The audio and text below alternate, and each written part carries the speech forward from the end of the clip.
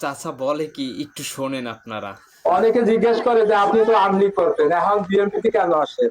আমি কিন্তু মুসামিয়ার হাত ধরে ময়রার মাঠের থেকে আমলিগি যোগ দেই। এখন তো আমলিকির কেউ নাই, আমলিকি সব মুজিব পোটানোর ঘরে আয়রন করা আছে। যদি কালকে আমলিক আসে আবার আমলিকি যাব, এখন তো আমলিক নাই।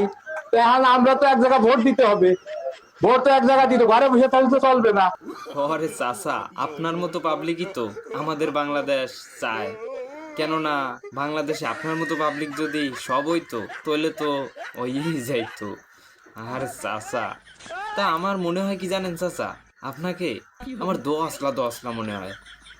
কেননা মানুষ একটা দলকে মন থেকে ভালোবাসে, আপনি ভালোবাসেন সব দলকে, তাতে আপনি দোয়াশলার ভিতরে পড়েন না। আর দোয়াশলার বীজ কিন্তু একটু দুর্বল হয়, ওতে বেশি ধরে না। কি কব, বাপের বয়সী চাচা, বাপের চাইতেও বয়স বেশি, আপনারা তো সব ক্ষতি করতেছি না রে চাচা।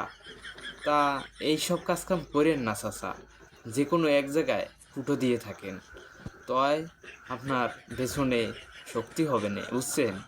এগুলো করেন না, এগুলো ভালো না রে চাচা।